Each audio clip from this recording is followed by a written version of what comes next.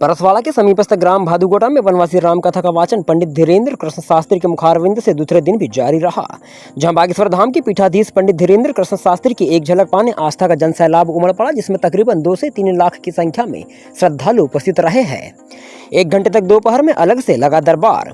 24 मई को दोपहर तकरीबन 3 बजे पंडित धीरेन्द्र कृष्ण शास्त्री द्वारा खास आग्रह पर 1 घंटे का अलग से समय निकालकर कन्या परिसर में दरबार लगाया गया, जहां पर मंच पर पहुंचकर उन्होंने उपस्थित जनसमूह का अभिवादन किया। इस दौरान तकरीबन 1000 की संख्या में लोगों की उपस्थिति रही है, जहां पर बागेश्वर धाम के पीठाधीश ने सामूहिक रूप से उपस्थित जनसमूह से सामूहिक अर्जी लगवाई, जिसके बाद भभूति का वितरण किया गया। इस दौरान भभूति पाने वाले लोग टूट पड़े। लोगों में भभूति की होड़ देखते ही पुलिस ने मोर्चा संभाला और खुद पुलिस वाले भभूति बांटने लगे। कुछ के हाथों में तो कुछ को फेंक कर भी भभूति बांटने का सिलसिला काफी देर तक यूं ही जारी रहा है। आदिवासी बालिकाओं से मिले महाराज। इस दौरान कन्या परिसर में अध्ययनरत आदिवासी बालिकाओं से मिलने पंडित धीरेन्द्र कृष्ण शास्त्री पहुंचे। उनके साथ आयुष मंत्री रामकिशोर कावरे भी उपस्थित रहे, जहां पर अध्ययनरत बालिकाओं से बागेश्वर धाम के पीठाधीश ने संवाद भी किया है। शाम 6 बजे से लगा दिव्य दरबार। वनवासी कथा के दूसरे दिन पंडित धीरेन्द्र शास्त्री द्वारा सबसे पहले दिव्य दरबार लगाया गया, जहां पर पर्चा लिखकर वे लोगों की समस्याओं और उनके जीवन के बारे में बताते रहे, साथ ही समस्या के समाधान का उपाय भी सुझाते रहे हैं। लाखों की संख्या में मौजूद जन समुदाय में से जिनका पर्चा लिखकर बताया गया, वे इस बात से प्रसन्नचित नजर आए कि इतने भारी विशाल समुदाय में उनका नंबर दिव्य दरबार में लगा है। वहीं दिव्य दरबार तकरीबन देर रात 9 बजे तक चलता रहा। वीआईपी पास ने बिगाड़ी व्यवस्था। कार्यक्रम में कथा स्थल तक पहुंचने के लिए कुछ विशेष लोगों के लिए विशेष वीआईपी पास बनाए गए थे, किंतु पुलिस की पहरेदारी के सामने वीआईपी पास फेल हो गए और कुछ लोगों को वीआईपी गेट से अंदर जाने से पुलिस ने रोक दिया।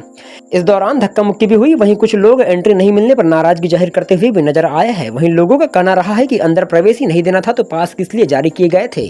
बहरहाल इस परसवाड़ा क्षेत्र में ऐसा वृहद स्तर का आयोजन पहली बार देखने को मिला, जहां आसपास के जिलों सहित निकटवर्ती प्रदेशों से भी लोगों ने अपनी उपस्थिति दर्ज करवाई है। भारी जनसमूह को संभालने में पुलिस को करनी पड़ी जिद्दोजहद। कथा के दूसरे दिन अनुमान से ज्यादा भीड़ मौजूद रही। इस दौरान भीड़ को संभालना चुनौतीपूर्ण रहा, जहां कुछ जगहों पर पुलिस को सख्ती भी बरतनी पड़ी है।